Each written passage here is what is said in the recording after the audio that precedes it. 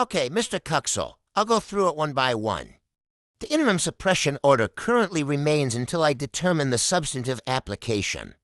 So at present, the interim order remains.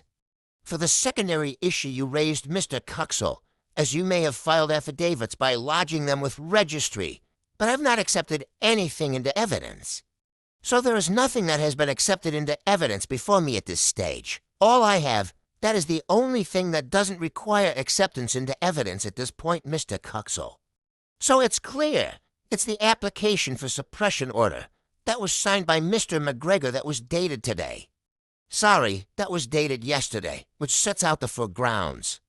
That's the only document that is actually before me, Mr. Cuxel. Well, Your Honor, I think the way in which the court has scheduled this hearing puts everything into a lot of problematic areas because Your Honor did not make an order, as the registry indicated, for the filing and serving of evidence by a specific deadline. Obviously, Your Honor would not have contemplated that this hearing take place without evidence because the only reason that Your Honor had deferred the hearing to today, from Wednesday, was so that evidence could be provided to the court. Now, in deferring the hearing specifically for the provision of evidence, and then in not setting a deadline for such evidence to be filed and served, I think there was a slight oversight on the court's part in anticipating how the proper administration of the case may take place. In any event, given that I'm not in breach of any order and given that the purpose of this hearing was specifically to adduce evidence, it would be rather unreasonable for Your Honor to now refuse any evidence to be submitted at this hearing.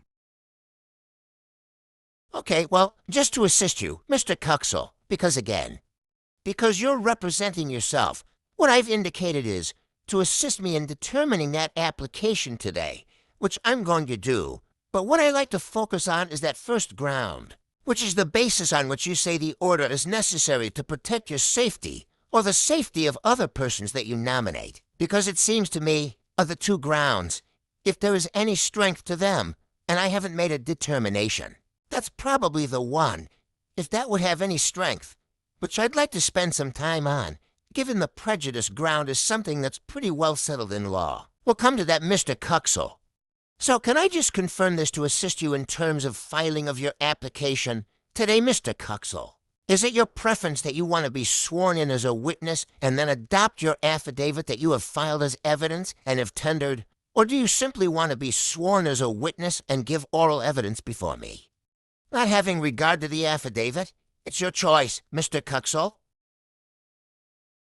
I think, while it is correct that personal security or personal safety is the utmost consideration, in that respect, I was alerted to some authorities, and I can name them for Your Honor later on, where the administration of court affairs and the contamination of the jury pool, and this was, the Supreme Court authorities from Victoria, were given significant weight by the court in making orders that would essentially suppress information about the trials. There's also, I think, some high court or other superior court authorities in that respect. And I think besides that, there are other acts that apply to the court's affairs, generally speaking, which guide and empower the court in ensuring the proper administration of justice and those acts and also common law principles empower Your Honor, and also in some cases urge Your Honor to consider whether or not the ostensible purpose behind, the ostensible purpose for which the documents are sought to be made public is actually in fact served. And to that extent, I'd like to also refer to the last exhibit to my affidavit, which is a report by Media Watch that talks about how it specifically names Channel 9 and talks about how they are effectively corrupting the court's processes, and they are trafficking in salacious and tawdry gossip fodder by, making people that should have a presumption of innocence that are simply before the court for a determination of the facts and whether there are allegations put against them are accurate. Those people are made into fair game. So, organizations like Channel 9 that have very specific concentrated units, like the one that Mr. Kukiara is running, where the whole point is to get a specific demographic of people to subscribe.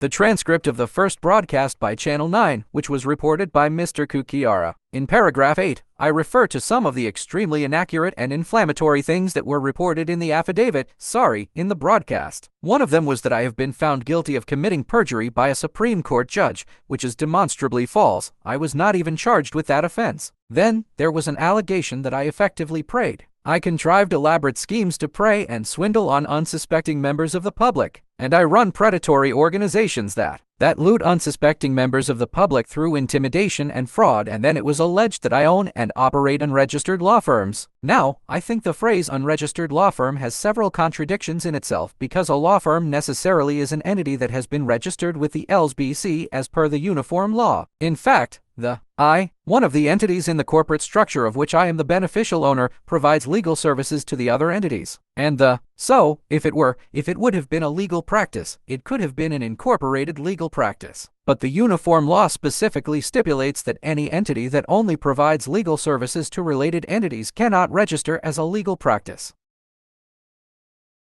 Your Honor, that is, it is accurate that they are. They are both superficially and practically relevant. But I just want to emphasize why paragraph 8 is relevant, and that is, in fact, the basis of the things that are stipulated in the paragraphs 12 and all the others that Your Honor talked about. I think what I'm trying to say here is that the public image that Mr. Kukiara has painted of me, and that he seeks to reinforce with every consequent publication, is that I am in effect this outlaw who uses all the resources at his disposal to not only prey on weak and gullible members of the public, that is beyond accountability, that I act with impunity, that I am either frustrating the law enforcement and all the judicial systems of the country, or I'm outsmarting them. Mr. Cuxel, matters that you are touching on now, they are about allegations of defamation or other matters. They aren't matters that are.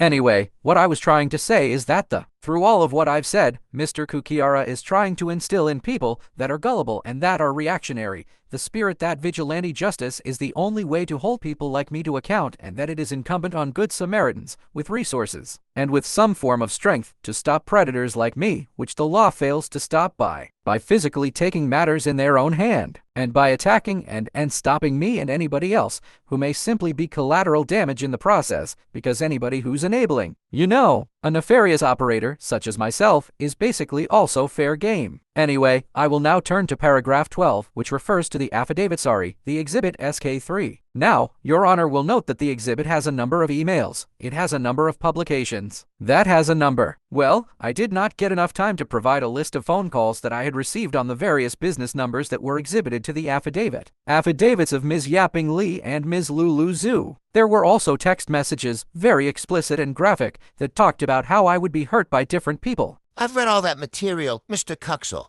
that you filed, Mr. Cuxel. No, there was further material that would have been exhibited to the affidavits of Ms. Yaping Li and Ms. Lulu Zhu, to which I have referred to in this affidavit, but unfortunately, they could not be filed in time for lack of adequate time. But anyway, Your Honor will note that on the 4th of May, Exhibit SK3, the first document in that exhibit is an email, which was sent at 7:21 p.m. on the 4th of May. Your Honor, the first broadcast that aired on Channel 9. That was reported by Mr. Sam Kukiara that alleged that I was this crime baron that was using all the resources at my disposal to squeeze unsuspecting members of the public. That broadcast went on air around p.m. on the 4th of May. It ended 10 to 15 minutes later. Your Honor can see that immediately after that is what I started receiving. I will read for the record. No, Mr. Cuxel, you don't need to read. I've indicated to you that I've read all those exhibits. Okay, Your Honor, the exhibit stipulates, and I'm giving evidence now. I received an email on the 4th of May, 7:21 p.m. which effectively asked me to watch my back. It also told me that I was fucked if I looked around. And it again reinforced that I should watch my back. Yes. And it said that. It is quite distressing every time I read these emails. So, Your Honor, if I could be excused for a second, this email was addressed to a number of people. It was addressed to my staff, a lot of whom actually left after they read these emails. And it basically clarifies that people take what Mr. Kukiara publishes at face value. After the last hearing, Mr. Kukiara published the events of the hearings in an article that was entitled, "Rogue Removalist is Cut Off by the Court." Now, that means I'm an outlaw. That means I operate outside of the protection of the law. That is what people like the author of the email takes to heart. And he basically concludes that I have committed a crime, and then tells me that people like him will ensure that I get what is coming to me. Again, there is a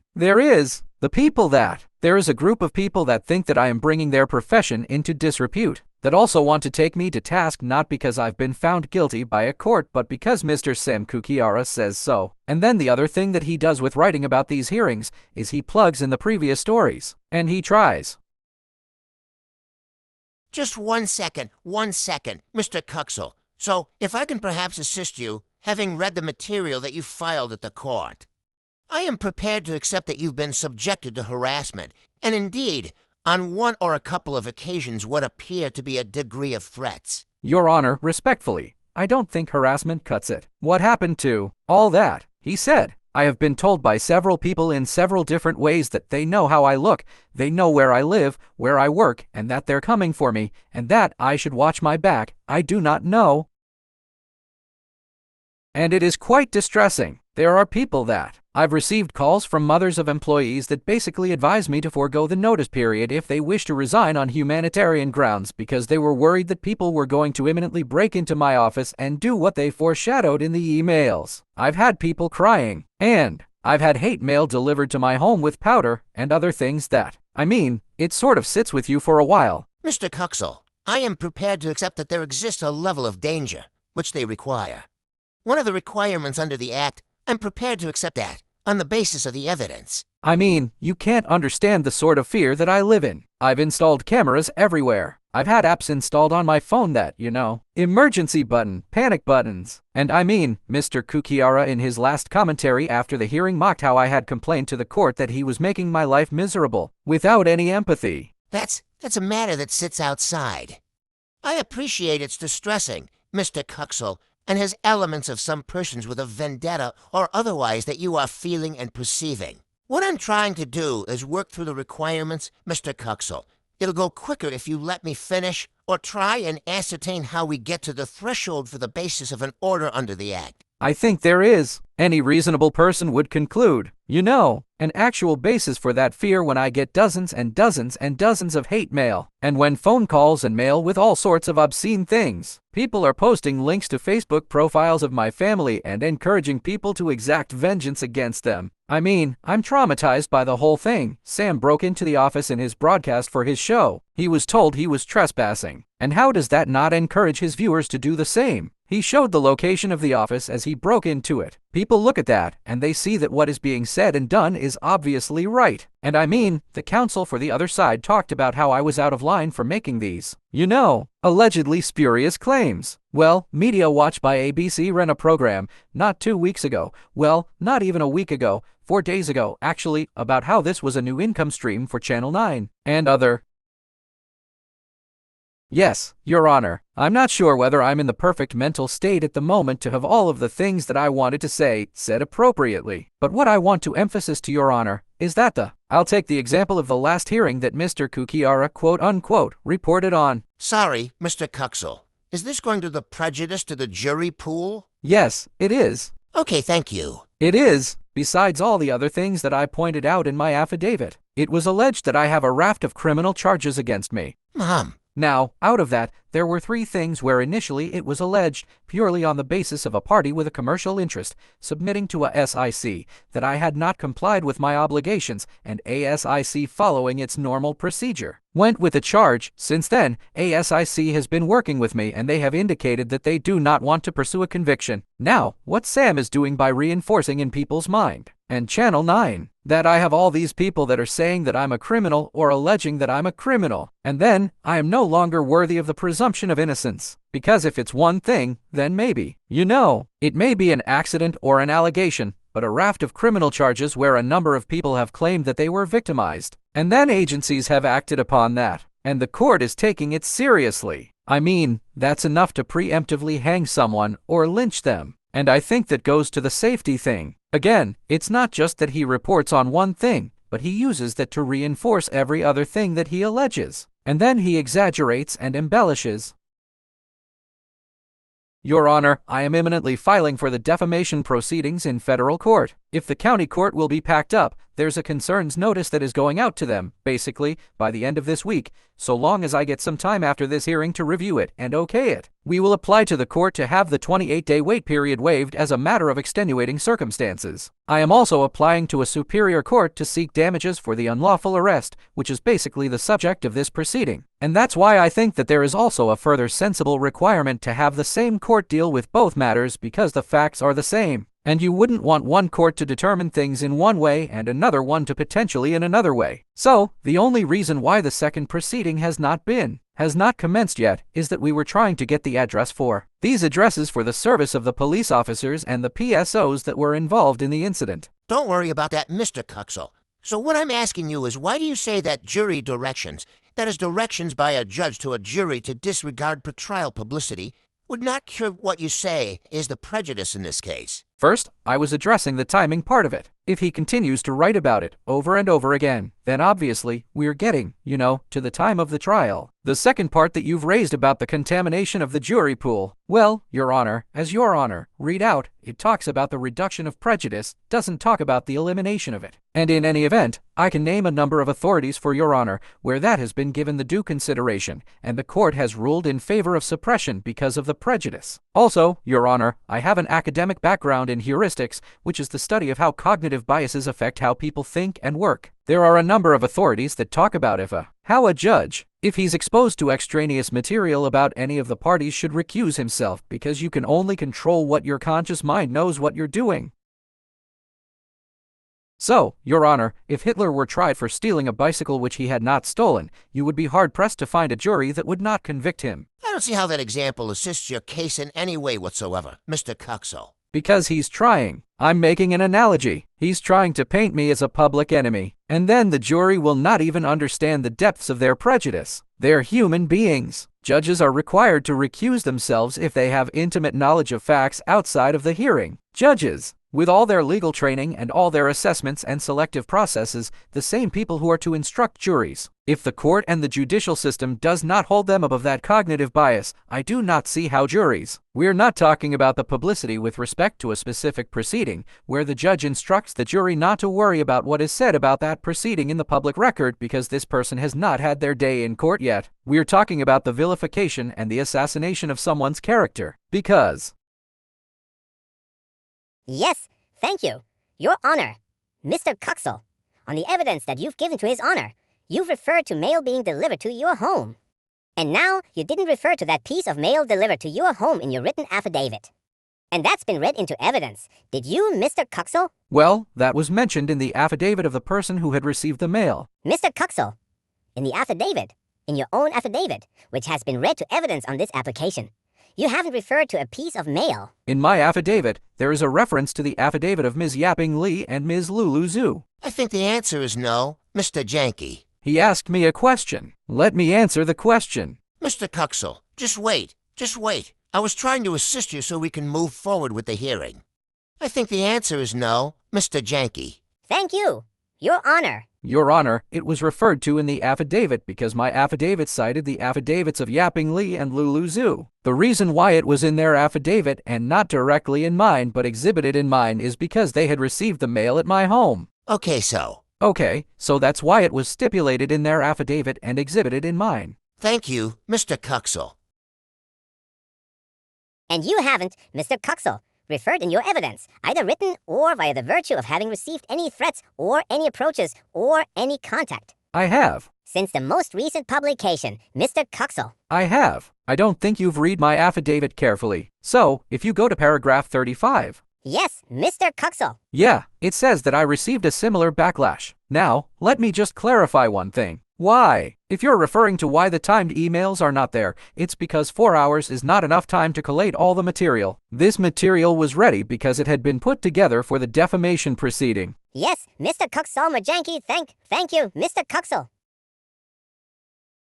Well, Your Honor, first of all, I did not get enough time to make submissions. I wanted to cite authorities, which I will not be able to because of the restricted time frame. And also, this has been a harrowing experience going through all the material. But I simply like to use the limited time that I have to talk about the other evidence. It's the Solomon Asch experiment of 1951. It's a commonly accepted scientific principle. Basically, if a large number of people agree with one thing because of the cognitive biases that all human beings are subject to, the people that are influenced by the words of or the people that are within the reach of the words of the large number of people implicitly start accepting that as the truth. I can accept that in a single proceeding, where something is said about someone, a judge may be able to restrict the jury to restrict themselves to the facts of the matter by advising them that the trial is how the person's guilt or innocence is established. through the judgment of the jury. What we have here is that Mr. Kukiara, I don't have any criminal record. He does not talk about that. He does not talk about the fact that I am a prolific businessperson with a number of businesses and a number of people that are commercial rivals. What he talks about is that there are a raft of criminal allegations.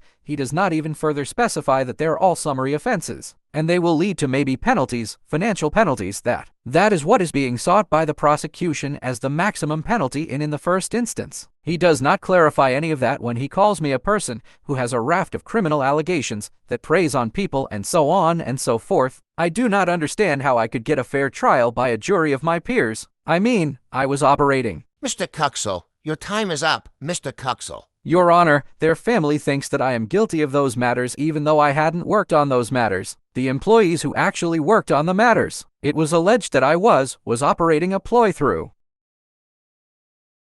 What was relied upon at the last hearing and in this hearing, and indeed in the materials to a significant degree in supporting the application, is what is regarded as the campaign of defamation that's alleged against Mr. Kakira. Against the applicant. Indeed, the applicant as well may potentially issue defamation proceedings against the same media who sought access to the charge sheet today. Again, the authorities make it clear an order qualifying open justice as is sought here will not be necessary because a file in open court might embarrass, shame, or humiliate a person. The public interest in open justice carries greater weight than the private interest. Than protecting individual reputations. The courts have long emphasized the hearing of a case in public may be, and often is, no doubt, painful, humiliating, and terrible for both parties and witnesses in many cases, especially when they involve criminal charges. The details may, in some cases, even be so indecent as to injure public morals. But all this is tolerated and endured because it is felt in the public trial is to be found on the whole the best scrutiny for the pure, impartial, and efficient administration of justice, and the best means for winning public confidence and respect. I also have to regard the relationship between the prejudicial publication subject matter of the trial, here in this case. It arises out of seeking to suppress publication of the charge sheet, which is indeed the very document read to the jury at the commencement of a criminal trial. Now, this document could meanwhile impact on the content of the trial's placement, in terms of the likelihood of the jury becoming aware of the prejudicial material. Again, that's a matter of which there was little evidence, but it's not required given what is, in my view, is accepted of the proliferation of reporting in the past. Based on the fact that even if I accept it has been heard and publicity about this matter in the past, that is something which the courts have said, when it was intense media attention, the principle of open justice and the public's right to know may be more important. I also have regard to the fact that the courts accept juries are robust and responsible. They are not prone to prejudice, are willing to follow judges' directions, will perform the legal obligations while accepting they are human. I also have specific regard to whether any appropriate orders can cure prejudice. As required by Section 18 in the very word in that act, that view reflects in my assessment not only accepted law, that directions can cure prejudice, which may exist, but the legislature recognizes that by including a legislative note in the act, independent judiciary should have specific regard to this fact. For these reasons, I'm not persuaded it's necessary to grant an order on that basis being subsection A. I turn to the other ground, which is whether an order is necessary to protect the person's safety, namely, in this case, the accused and or his family. The relevant considerations in this case are proof of danger. In regard to the proof of danger, the applicant relies on the contents of his affidavit and accompanying exhibits. As I made clear in the court, I accepted that he has been the subject of vile, disgusting, and continued harassment, and indeed, on occasion, threats to the accused person in the past. The question, though, in this case, is whether the absence of an order would heighten the threat which has existed in terms of this case since its inception in 2019. I don't see how the level of danger, which does exist, is advanced at all in the absence of an order. In addition, I have a specific regard to the section for principles of open justice and its primacy. But this principle should only be overwritten if I'm satisfied it is necessary in the specific circumstances of the case. I am not satisfied any ground under Section 18 is made out. And accordingly, I refuse the application for a proceeding suppression order.